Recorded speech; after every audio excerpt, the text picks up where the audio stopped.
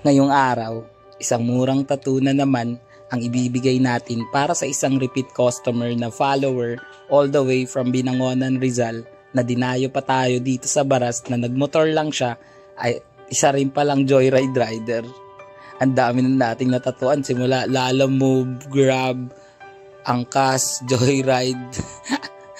O diba? Saan ka pa?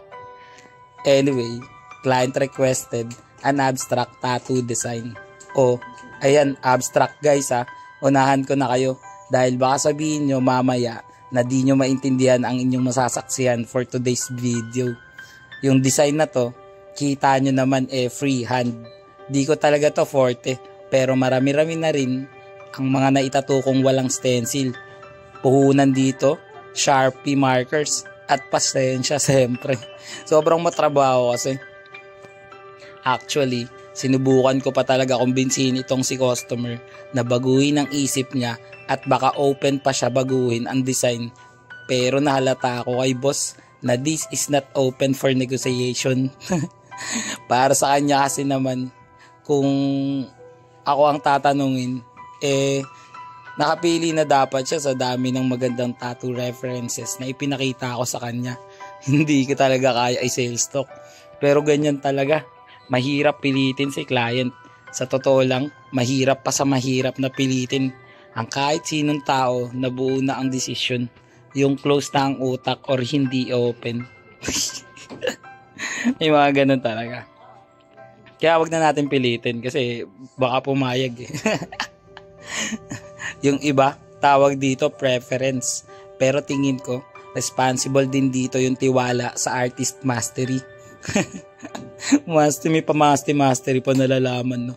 O kaya naman, yung expectation din ni client masyadong mataas. Aminado siya na nag-expect talaga sa akin na kaya ko daw yung ganitong design.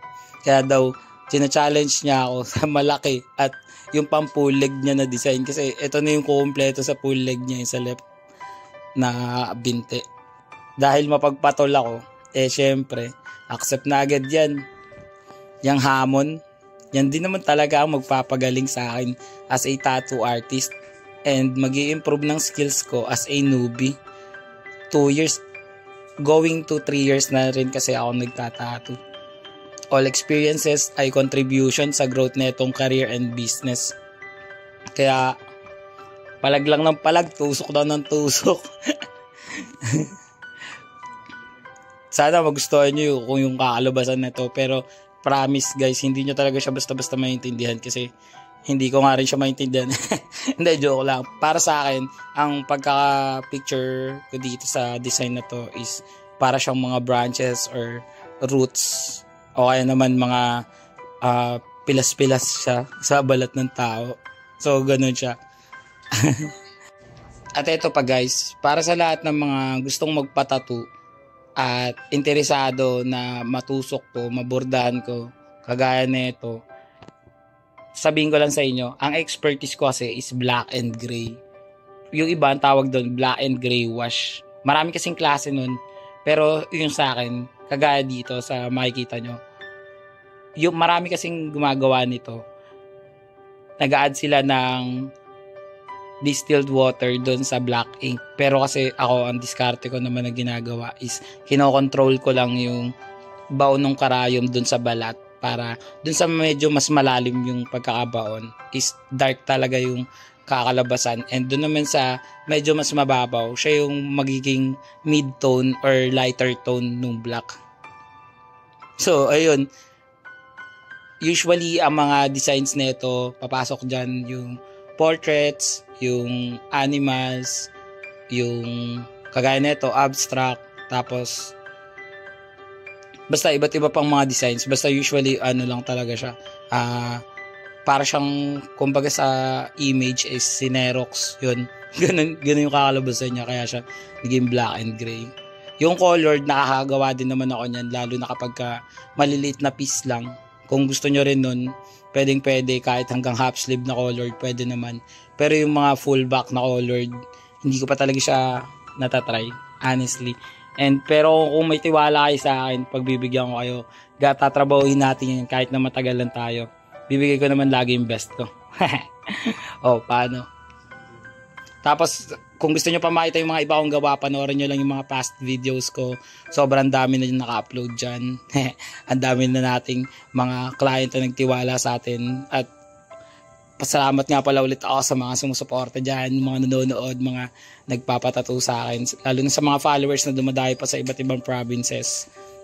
Maraming salamat. Mas pagbubutihin ko pa yan. At malapit na ako matuto magmotor. Ilapag nyo na dyan kung saan yung probinsya nyo. Pupuntahan ko kayo ngayon din.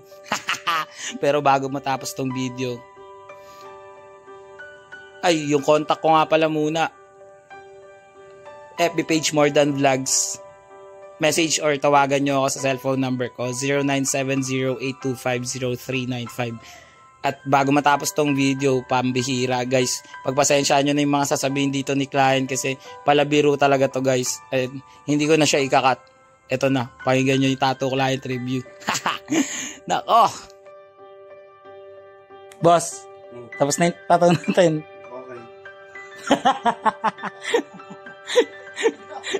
Okay. Ganon.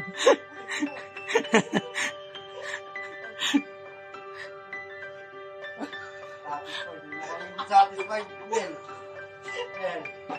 Hindi na interview. Ba't kasi ganito yung mga design na gusto mo? Wala. Parang mukha ko sibra. Lagpas. Bayaran talaga yung video na yan. Ano? Rate ko pa ba? Alam nyo kung mali Parang ayoko na iparate eh. Huwag ka na lang babalik dito ah. Pwede boss. Basta huwag ka papakita sa sabihin ng mga ano. Rate mo na yung tattoo natin. 1 to 10? Wala mo. Ay, si mo dali. Takin kunyari na gusto mo. Dali. Hindi nga ako nagustuhan ko. Ano? Rate ko 10. Ayan. Ayos. Pag tinanong kita ulit ka pa ba, sabihin mo oo. Next year na. Sige na. Salamat sa katarantaduhan mo. Huwag na magpapakita sa akin ah.